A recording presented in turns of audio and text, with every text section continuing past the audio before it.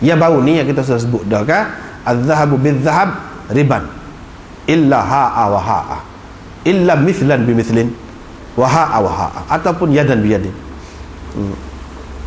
Apa ni, al-wariqu bil wariqi, dalam setengah riwayat al-fiddatu bil fiddati, perak nak tukar dengan perak. Tak kira lah sudah jadi duit dah ke ataupun hak tidak jadi duit lagi, perak saja tak boleh nak tukar, tu jadi riba. Kecuali kalau sama timbangannya, sama timbangannya dan sama apa ni, kena bagi selalu, unjuk berunjuk selalu. Tak boleh secara bertangguh, tak boleh. Kalau tidak dia jadi riba. Jadi hak ni pula gitu juga. Jadi kalau kita kata yang ada pada hamba tu 10 dirham, kita nak jual hamba ni dengan 10 dirham, nak tukar dengan hamba ni 10 dirham, jadi hamba tu harga berapa? 10 dirham tu tukar sama dirham. Hamba tu tak kabui saja, dia kata jual dua benda. Itu lebih. Bila lebih, riba dah lah jadi. Riba. Tak boleh. Ataupun kalau ada pada dia tu 9 ataupun 8 dirham, hak ni dengan harga 10. Lagu tu macam mana? Dia ada khilaf lah di situ. Jadi dia kata kalau mengikut Syafi'i tak boleh, kena jaga jangan jadi riba. Jangan jadi riba. Jadi ada juga orang miskin, dia kata apa ya jadi payah ni tukar emas dengan emas. Tentu emas sekali nilai dia tidak sama antara satu emas dengan satu emas tu. Apa ya jadi kena sama timbangan dia juga. Kalau tidak jadi riba. Serupa juga perak ni, jadi payah kan. Tapi Imam Malik kata boleh belaka, tak serupa pun, tidak sama pun, boleh. Sebab apa? Nabi kata boleh. Harta tu termasuk. Harta tak kira perak ke emas ke, kata dia. Tukar tu tukar dengan emas ke dengan perak ke. Hak tak boleh ni kalau tukar emas dengan emas saja, perak dengan perak saja. Ni hamba tu kata kita beli. Jadi kalau perak dengan perak tu sama, tak apa. Tidak sama pun tak apa. Imam Malik kata. Imam Syafi'i kata tak boleh, kena jaga. Imam Malik kata boleh tu sebab apa? Sebab dia kata boleh di sini. Harta tu secara umum dia pakai umum, dia tak pergi kepada hak tu. Jadi kalaulah kemuskilan tadi, apa ya tak boleh? Jawapannya ada beberapa sebab. Salah satunya Nabi SAW dia nak popularkan duit hak bukan emas dan perak. Jadi itulah cara dia menyempitkan. Biar orang jadi payah, tak usah gunalah ni, tak usah guna ni. Sebab payah. Sebab apa, dia akan timbul tak puas hati juga ke mana-mana. Dia berasa emas dia lebih molek, perak dia lebih molek daripada hak ni. Kalau nak tukar payah. Jadi dia nak ke apa dia? Nak suruh pergi kepada hak lain. Nak suruh pergi kepada hak lain. Kadang-kadang Nabi SAW ini mengikut pendapat masing-masing lah. Pendapat masing-masing ini pendapat ulama. Jadi mungkin orang lain tidak setuju, tidak serupa, itu soal lain. Tetapi cara menyelesaikan sesuatu hadis itu kadang-kadang ulama masing-masing dia nampak lah. Misalnya macam Imam Malik, Imam Abu Hanifah, dia nampak anjing tu ya jadi haram, tak boleh jual, tak boleh gitu-gini, tak boleh perak, tak boleh gitu-gini tu bukan sebab zat dia tu, bukan sebab tubuh dia, diri dia tu, tapi sebab benda lain. Nabi SAW nak hapuskan benda lain, tapi dia sempit, dia susah situ. Dia susah, dia jadi kita susah. Jadi payah-payah tak usah perak lah, nak kau kurang pahala dan nak hari 2 kira, tak ada pasal. Malaikat tak masuk dalam rumah, tak ada pasal belakang tu. Lepas tu kalau dia jilat ke dalam bekas kita kena samuk pula, susah. Kena samuk pasuh 7 kali, salah satunya dengan tanah pula, jadi susah, tak sampai perak lah senang. Hak dia nak tu, dia tak sibuk perak anjing. Apa dia tak sibuk perak? Dia ada maksud lain, tapi dia tidak nyata. Itu cara orang bijaksana, cara orang politik lah, politik, ahli psikologi, ahli politik. Kadang-kadang dia tak royak nyata dia nak buat sesuatu, tapi maksud dia benda lain. Tetapi bagi Imam Syafi'i, Imam Ahmad, dia nampak tak, kerana najis anjing itulah. Sebab tu Nabi tak buat itu, kerana najis dia itulah. Sebab tu dia payah, bukan kerana benda-benda lain tak. Dia payah lah masing-masing. Bagi Imam Malik dia tidak payah gitu. Sebab itulah dia kata hak tu sementara saja. Sebab maksud Nabi SAW hak sebenarnya lain. Sebab tu dia kata tak payah basuh dengan tanah ke apa, hak tu Sebenarnya Nabi nak menyusahkan. Nabi SAW tak sebut terpengaruh dengan budaya orang Yahudi. Hak tu sebenarnya. Dia tak sebut terpengaruh dengan hak tu. Orang Yahudi perah anjing, kita perah katak. Orang Yahudi tahu misal panjang, kita tahu misal panjang katak. Jadi sesoalnya dia tu maju buat tak benda-benda tu. Dia nak hapus tu semua.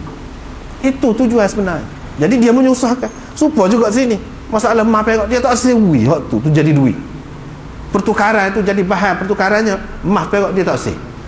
Sebab apa payah? Akan ada tak puas hati juga ke mana-mana. Baiklah kita guna duit dalam bentuk lain. Jadi maknanya Nabi SAW ni sebagai pengasah lah juga kalau nak kira. Dalam penggunaan duit dalam bentuk lain. Padahal zaman dia tu umum. Negeri orang kafir pun guna duit emas juga. Guna duit perak juga. Dari segi kebaikannya tak timbul dah. Orang boleh puas hati dengan duit ni. Harga dia sebanyak ni. Nak lebih kurang pun tak apa dah. Nak lebih kurang tak apa. Beras ni berapa? 3 riyal. Beras ni berapa? 5 riyal. Tak serupa tak apa.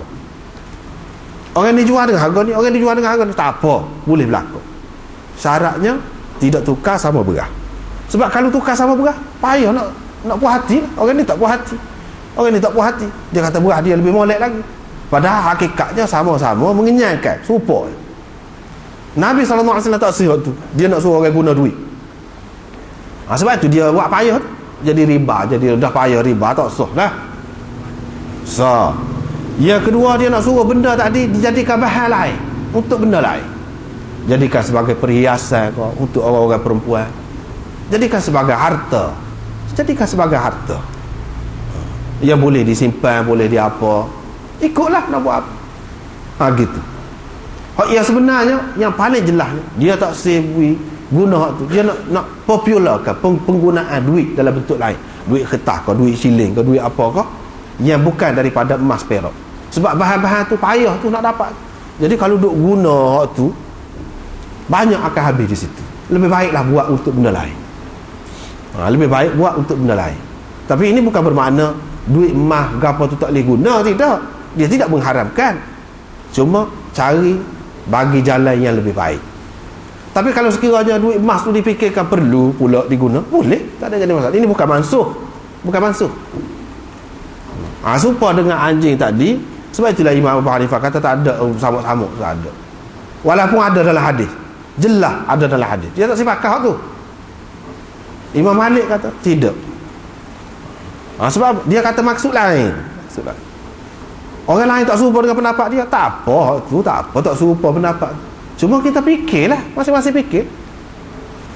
Padahal ada nampak lebih sesuai hak dia tu. Sebab apa?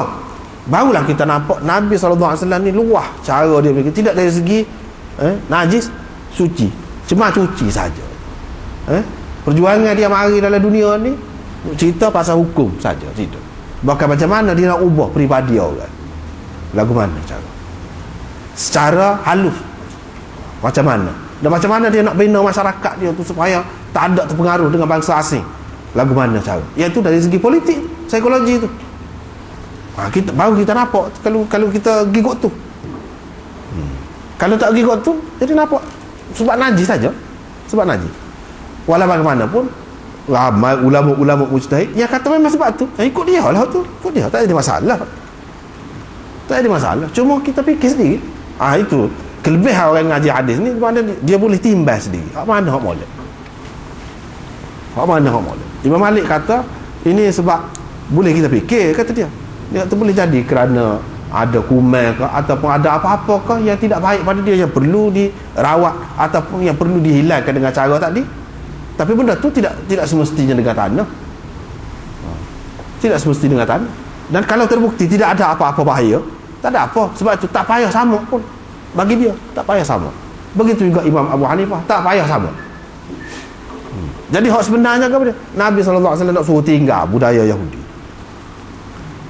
Hak tu hak sebenarnya. Apabila sahabat-sahabat ni sudah faham molek dah, jelirah molek dah, tak ada pengaruh luar tu, Nabi SAW pun mana tak berat dah. Tentang anjing, tentang apa dia tak berat. Dengan sebab itulah sahabat-sahabat pun ramai perah anjing. Termasuk Abu Hurairah sendiri yang meriwayatkan. Dan dia pun tak sama apa pada tu. Ada riwayat yang menunjukkan begitu. Apa yang perubahan berlaku? Ini kita nampak Nabi SAW nak benda lain. Nak benda lain. Bukan dia anti anjing tu sendiri, tidak. Bahkan banyak pula faedah. Misalnya kita kata anjing tu yang lain, banyak. Tak pernah sabar. Dalam Quran sebut siapa boleh makan sembelih. Tak payah sembelih. Kalau diburu oleh anjing, binatang buruan, tak payah sembelih. Halal makan. Anjing juga yang tangkap. Lepas tu kalau nak kira kena lah air liur dia gapo. Duk gomo dengan binatang tadi. Tak ada pula sebut samuk gapo, tak ada. Itu dalam Quran. Hak tu kena utama, nombor satu sekali, di atas sekali, lebih daripada hadis yang lain. Itu cara Imam Malik faham. Cara dia faham. Lepas tu anjing ni banyak kegunaan dia, faedah. Jadi mazhab Syafi'i tak ada regah langsung anjing. Tak usah kata anjing mahal setara mana pun. Anjing ni bisa setara mana pun, hebat setara mana, tak boleh jual, haram jual. Kalau jual pitih haram. Tapi Imam Abu Hanifah kata tidak. Atas kegunaan dia, kalau ada faedah, memang mahal pun ada rega. Dah rega dia tu halal, kata dia, tidak haram. Kalau kita tengok hak mana lebih sesuai, hak mana lebih sesuai, kan? Hak tu terpulang kepada kita. Berapa banyak faedah dia. Supaya juga di sini dia kata dia, tak boleh, kata dia. Begitu juga kalau duit yang ada pada hamba tu dinar, tidak boleh dijual dengan emas, kata dia. Sama ada duit emas ke ataupun emas, tak boleh. Kalau gandum tidak harus dijual, harta tu yang ada pada hamba tu, gandum tidak boleh dijual dengan gandum. Yang ni harga dia tu dalam bentuk gandum, nak tukar tak boleh. Sebab apa? Dia jadi riba, tak adalah. Kalau lebih kurang, kalau sama tidak akan jadi sama lah. Sebab apa? Sebab hamba tu berapa harga dia. Kecuali kalau kita kira hak ni jadi sama lah, jadi sama tak apa. Kalau tidak sama tak boleh. Wa qala Malik kata harus pembeli tu mensyaratkan walaupun dirham, walaupun harga dia tu dirham juga.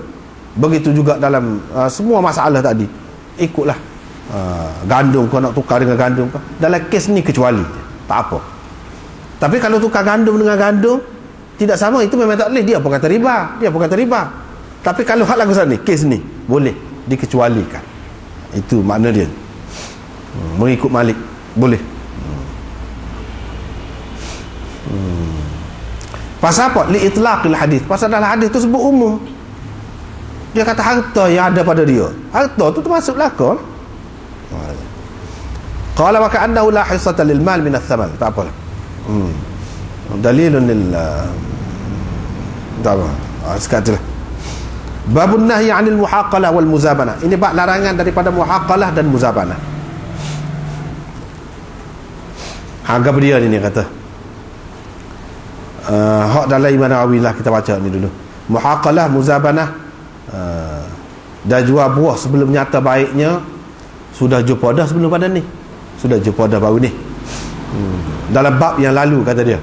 Dan mukhabarah dan muzara'ah dekat-dekat makna dia. Hak ni akan datang, akan ada bab yang tersendiri akan datang, iaitu muamalah terhadap tanah dengan sebahagian daripada hasil yang keluar daripada tanah tu. Yang ni 1/3 ataupun 1/4 dan selainnya. Yang ni kadar yang maklum. Yang ni seorang tu dia tak ada tanah, dia nak usahakan tanah, boleh. Orang ni dia ada tanah, dia bagilah. Jadi bayarannya sewa ke ataupun bayaran lah. Kita kata nak ambil tanah, nak guna tanah ni lagu mana, boleh ke tidak daripada hasil tanaman tu sendiri? Boleh. Itulah orang panggil muzara'ahnya, iaitu kadar yang tertentu lah. Hak kata ada, hak tak boleh tu akan datang, kita akan jumpa hak tak boleh tu, iaitu kalau tidak tentu, banyak-banyak mana, ataupun kalau tentu tu tempat yang khusus, hak tu kita akan jumpa akan datang.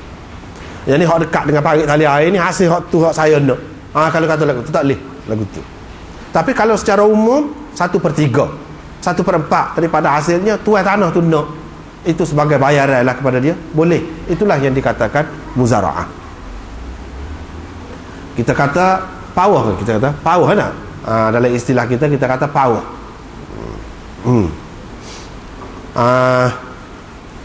Makna dia dekat-dekat. Setengah ulama kata serupa je tu. Tetapi mengikut setengah ulama